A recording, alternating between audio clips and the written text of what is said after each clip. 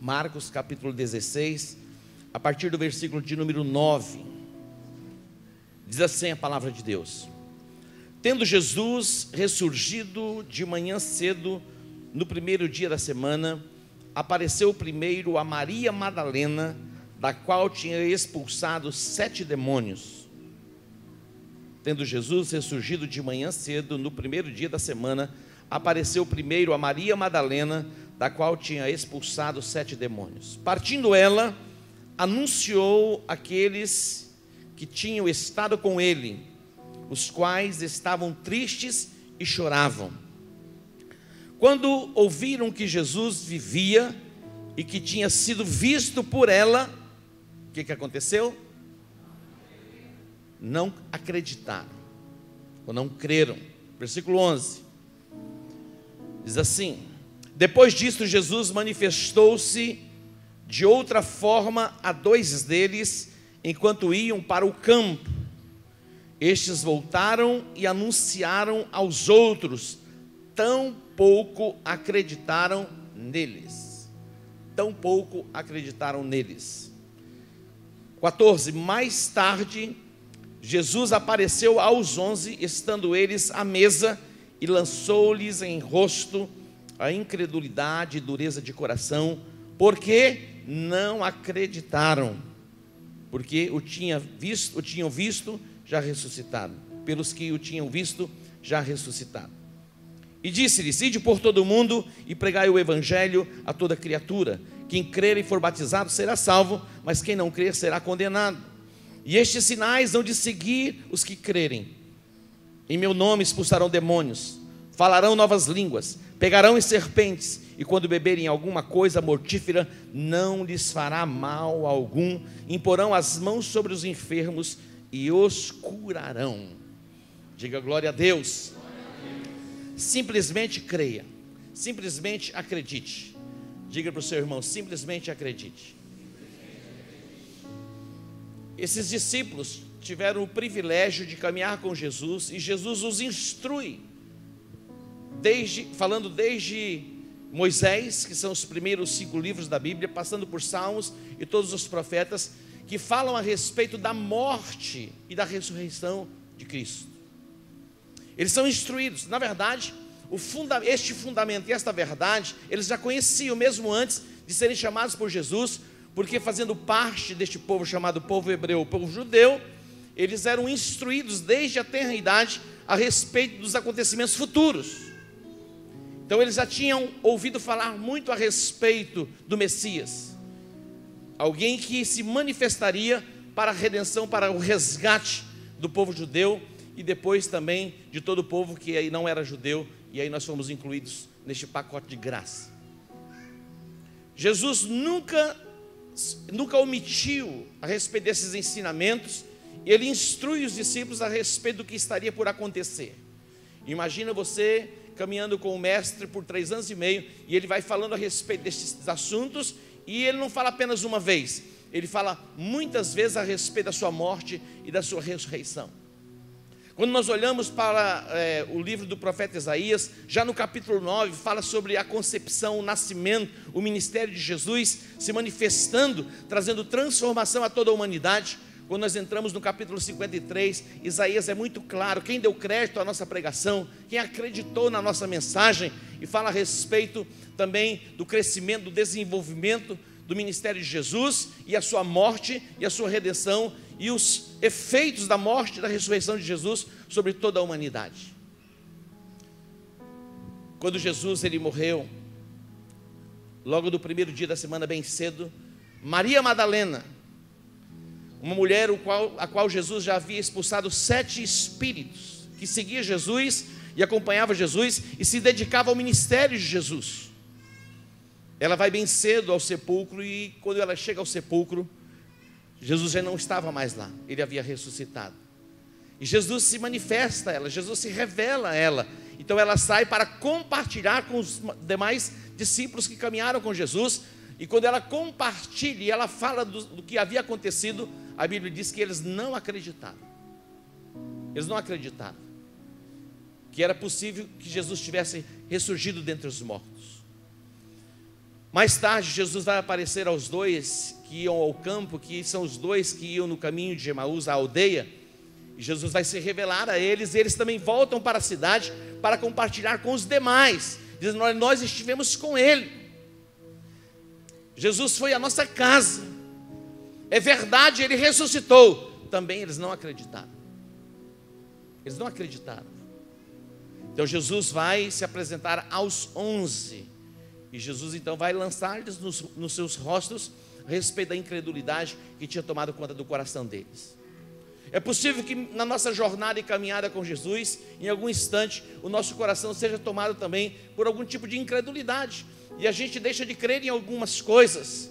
E eu quero ativar algumas coisas em você nesta tarde. E que você acredite. Porque a Bíblia é a palavra de Deus. Diga para o seu irmão: acredite, simplesmente acredite. Diga para ele assim mais uma vez: simplesmente acredite. Acredite que a exclusividade da salvação está numa pessoa. Esta pessoa se chama Jesus.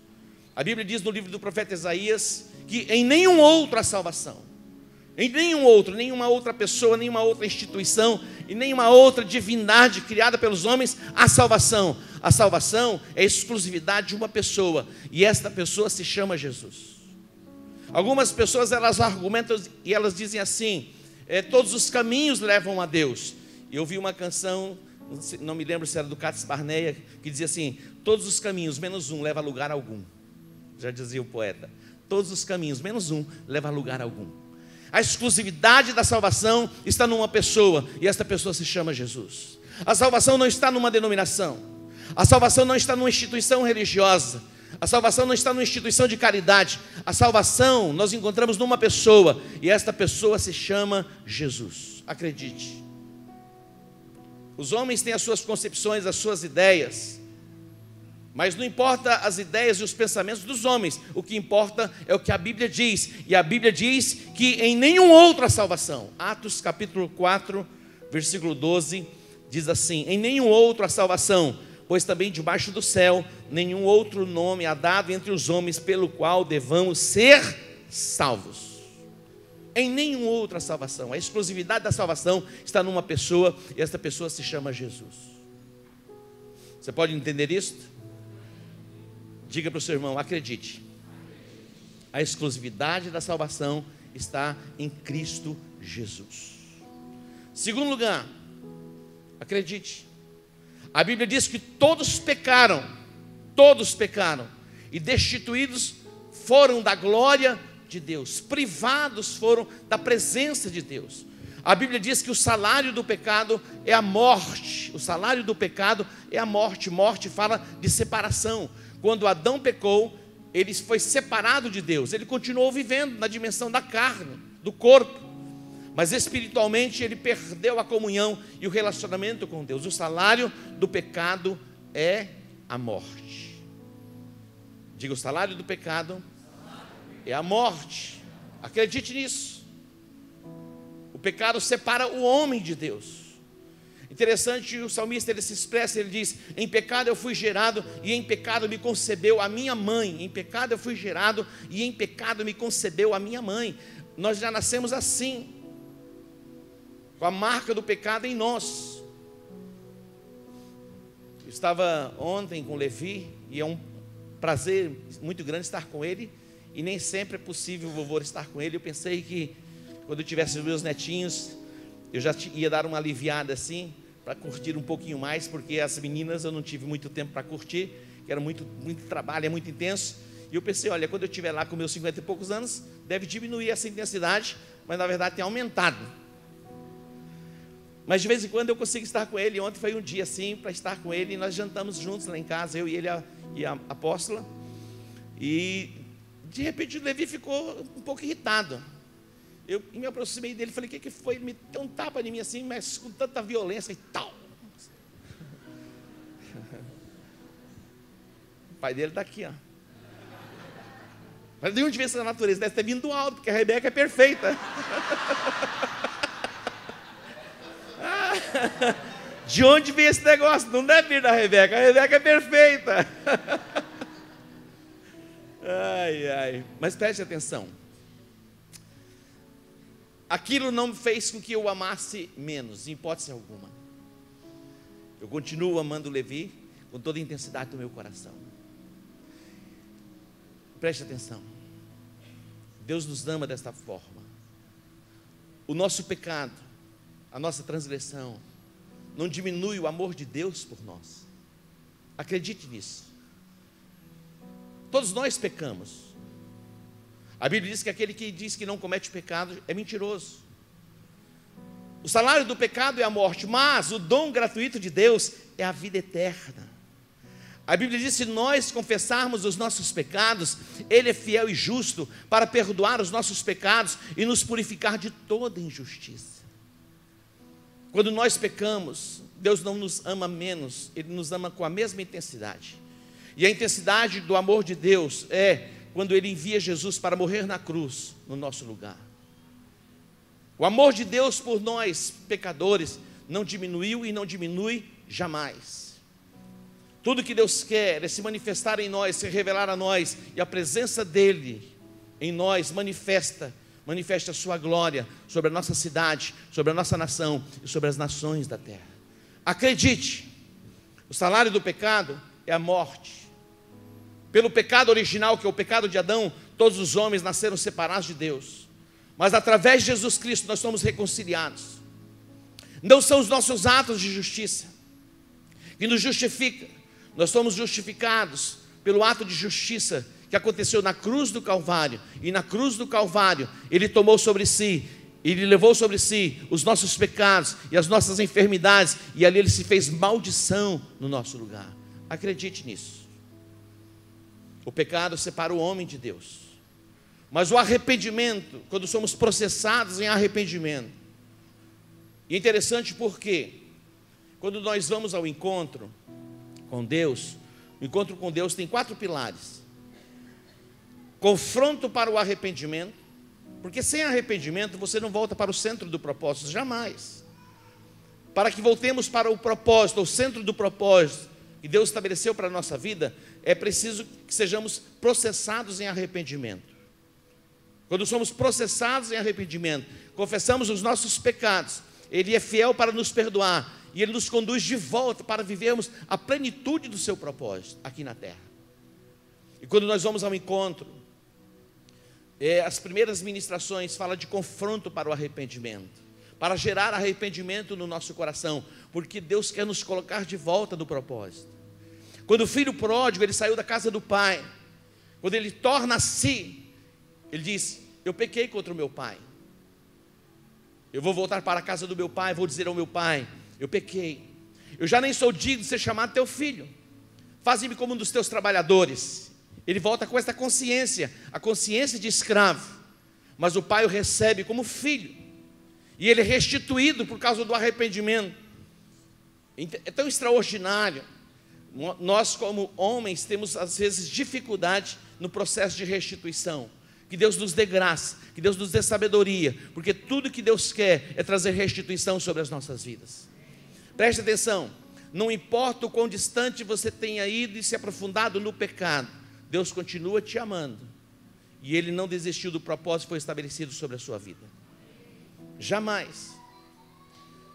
Quando aqueles homens apanharam aquela mulher no ato do adultério, eles a arrastaram e colocaram diante de Jesus, e eles queriam pegar Jesus.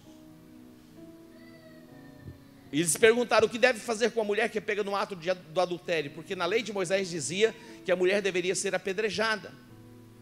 Então eles estavam provando Jesus. E Jesus, ele se abaixa ali, ele estava no templo, e ali, próximo ao templo, ele começa a escrever no chão, e Jesus disse: aquele que não cometeu pecado, atire a primeira pedra. Todos, desde o mais velho, o mais novo, todos foram saindo. De repente só estava Jesus e a mulher. Jesus disse: cadê os teus acusadores? Todos foram embora. Jesus disse: eu também não te condeno, mas ele diz: vai e não peques mais. Quando nós somos processados em arrependimento, Ele é fiel e justo para perdoar os nossos pecados e nos trazer de volta para o centro do propósito para o qual nós fomos chamados. Deus tem dado a cada um de nós dons e talentos dons e talentos, nas questões espirituais e também nas questões materiais. Deus quer que você viva a plenitude da sua chamada no desenvolvimento do seu talento. Isso é possível quando desenvolvemos uma perfeita comunhão com Ele. Acredite que o pecado nos afasta de Deus, mas também acredite que o sangue de Jesus que foi derramado na cruz, ele é poderoso para nos lavar e nos purificar e nos tirar de toda injustiça e nos estabelecer de volta ao seu propósito. Você pode dar um aplauso a Ele?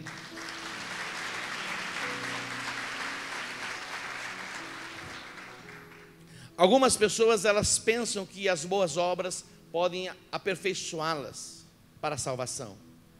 Mas acredite que as boas obras, elas não são suficientes para nos aperfeiçoar para a salvação. Nós somos aperfeiçoados e fomos aperfeiçoados por um ato de justiça, que foi a morte de Jesus e a ressurreição na cruz do Calvário. Observe o que a palavra de Deus diz em Efésios capítulo 2, versículos 8 e 9. Efésios capítulo 2, versículo 8 e 9. Diz assim: pois pela graça que sois salvos por meio da fé, e isto não vem de vós, é dom de Deus. Pois somos salvos pela graça,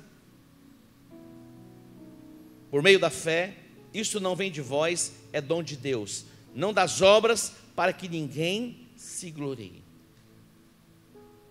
A igreja é a única instituição na face da terra autorizada para a proclamação do Evangelho. E na verdade nós somos salvos pela graça por meio da fé. E por meio da fé e salvos pela graça, nós desenvolvemos boas obras. Mas as boas obras não são suficientes para nos aperfeiçoar. Nós somos aperfeiçoados pelo sangue de Jesus, e Ele pagou um preço para que fôssemos aperfeiçoados e trilhássemos o caminho de volta para uma comunhão perfeita com Deus. Diga, as boas obras não são suficientes para nos aperfeiçoar. Jamais. Jamais. Mas na verdade nós praticamos as boas obras porque nós já fomos salvos, não para sermos salvos. Você pode entender isso? Acredite nisso. Diga para o seu irmão, acredite nisso. Em quarto lugar, Romanos capítulo 10, os versos 1 e 2. A nossa religiosidade não nos dá direito à salvação, à vida eterna. A sua religiosidade não lhe dá direito à salvação ou à vida eterna. O apóstolo Paulo, ele escreve esta carta e ele se expressa falando a respeito do desejo do seu coração. E observe o que ele diz, Romanos 10, 1 e 2.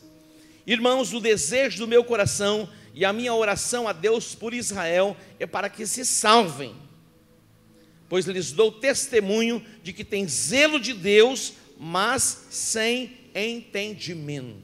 Olha só, tem zelo de Deus, mas sem entendimento. Simplesmente eles praticavam atos religiosos debaixo de uma tradição familiar. Eles aprenderam com seus pais o que se devia fazer, então eles simplesmente repetiam, como que uma máquina. Era simplesmente uma formalidade, mas é preciso muito mais do que isso. A nossa religiosidade não impressiona Deus. A nossa religiosidade não é capaz e suficiente de promover salvação para as nossas vidas. A salvação, ela está numa pessoa, e esta pessoa se chama Jesus. Se você olhar no contexto de nações, a nação de Israel, até hoje, existem muitas linhas e muitas denominações. Existem os ortodoxos, são extremamente radicais em guardar os preceitos da lei, mas isso já não tem mais nenhum significado diante de Deus, porque a nossa justiça está numa pessoa, e esta pessoa se chama Jesus. Amém? Agora acredite também, você foi chamado para uma missão e um propósito. Outro dia eu li aqui um pacto que foi estabelecido em Lausanne por grandes homens, grandes pregadores, líderes de influência no nosso contexto, no contexto da igreja, dentre eles Billy Graham, e ele escreve o seguinte: A igreja ocupa o ponto central do propósito divino para com o mundo. A igreja ocupa o ponto central do propósito divino para com o mundo. E é o agente que ele promoveu para difundir o evangelho. Olha só. A igreja é o agente que Deus escolheu para difundir, para pregar o evangelho. Ide por todo mundo, pregai o evangelho a toda criatura. Quem crer e for batizado será salvo. Acredite, todos nós fomos chamados para esta missão, a proclamação do evangelho. Observe o que diz Pedro, 1 Pedro capítulo 2. 1 Pedro capítulo 2, versículo 9. 1 Pedro 2,9 diz assim, isso é para você: mas vós sois a geração eleita, o sacerdócio real, a nação santa, o povo adquirido. Mas vós sois a geração eleita, o sacerdócio real, a nação santa, o povo adquirido. Para quê? Para que anuncieis as virtudes daquele que vos chamou das trevas para a sua maravilhosa luz. Acredite nisso, entenda isso. Quando Jesus entrou na sinagoga, num dia de sábado, lhe deram o livro do profeta Isaías. Ele se colocou diante das pessoas e ele abriu o livro, e ele encontrou o lugar onde estava escrito: o Espírito do Senhor está sobre mim, pelo que ele me ungiu, para evangelizar os pobres, libertar os cativos, pôr em liberdade os oprimidos, dar vista aos cegos e anunciar o ano aceitável do Senhor. Jesus tinha 30 anos de idade. Jesus, desde a sua tenra idade, ele foi instruído nas Escrituras, que quando ele estava com 12 anos de idade, ele discutia com os mestres, os doutores, a respeito das Escrituras. E todos ficaram admirados do seu conhecimento. Aos 12 anos de idade, com certeza, Jesus já tinha lido as Escrituras de Isaías 61 muitas vezes. Com certeza, ele tinha lido muitas vezes.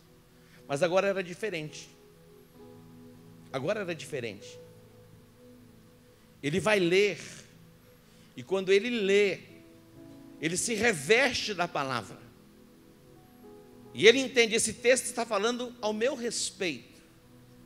É exatamente o que eu vou passar a viver daqui para diante. A Bíblia diz que os olhos de todos na sinagoga estavam assim, fitos, paralisados em Jesus. E uns diziam assim: ele não é o filho do carpinteiro? Na concepção de muitos, Jesus era apenas o filho do carpinteiro. Mas Jesus assume este lugar, Jesus assume esta identidade. Hoje é um dia propício para você acreditar. Há uma chamada e há um desígnio profético da parte de Deus sobre a sua vida. E você vai assumir essa identidade. Vós sois a geração eleita, o sacerdócio real, a nação santa, o povo adquirido. Para quê? Para que anuncieis as grandezas daquele que vos chamou das trevas para a sua maravilhosa luz. Eu me lembro que alguns anos atrás, uma pessoa me procurou e disse: olha, eu venho por recomendação do governador e ele quer que você saia candidato, tal, e me falou a proposta, fez a proposta para participar de um pleito eleitoral. Eu disse: mas eu já fui eleito, eu já assumi essa identidade, por que eu vou ter que diminuir dentro da minha chamada? Lógico que muitas pessoas foram chamadas para aquele desígnio, e a proposta de Deus mesmo para a vida deles, e precisamos ter pessoas assim comprometidas. Mas eu entendi que Deus já tinha me chamado, estabelecido num lugar mais nobre, ou mais alto. Não que não seja nobre ser político. Hoje, na verdade, no nosso contexto de nação, está muito complicado. Mas eu já fui eleito, e você já foi eleito. Você não vai ser sacerdócio real, nação santa, povo adquirido, com o propósito: anunciar as grandezas daquele que nos chamou das trevas para a sua maravilhosa luz. Acredite. Diga para o seu irmão, acredite, meu irmão. Há uma chamada, há um desígnio profético de Deus sobre a sua vida. A Bíblia diz: como crerão naquele de quem não ouviram? E como ouvirão se não há quem pregue? A fé vem pelo ouvir, e ouvir pela palavra de Deus. Como crerão naquele de quem não ouviram? A Bíblia diz que a criação está gemendo, esperando a manifestação dos filhos de Deus. A exclusividade da salvação está numa pessoa. E essa pessoa se chama Jesus. Todos precisam saber que Jesus morreu na cruz, pagou um preço pela nossa redenção, levou sobre si os nossos pecados, as nossas maldições, as nossas iniquidades, e a Bíblia diz que o castigo que nos traz a paz estava sobre ele, e pelas suas pisaduras nós fomos sarados. Lá estava Maria Madalena compartilhando com os discípulos de Jesus a respeito da ressurreição, e ela dizia: eu estive com ele, verdadeiramente ele ressuscitou. E eles disseram: nós não acreditamos. Depois Jesus se revela a mais dois no caminho de Emaús, e eles voltam para Jerusalém para compartilhar com os demais. Diz: nós estivemos com ele, ele adentrou a nossa casa.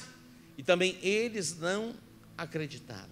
De repente o próprio Jesus se revela, o próprio Jesus se manifesta. Jesus vai dizer a eles: vocês são mesmo incrédulos, né? Que não haja incredulidade no seu coração. O seu coração seja puro para crer no que os profetas disseram a respeito de Jesus. Deus nos amou de tal maneira que Ele deu o seu Filho unigênito, para que todo aquele que nele crê não pereça, mas tenha a vida eterna. Jesus morreu por você, Jesus morreu pela sua família, Jesus morreu por toda a humanidade, para nos ter de volta e nos conduzir de volta ao nosso propósito profético divino. Acredite. Diga para o seu irmão: acredite. Vamos lá? Se coloque em pé.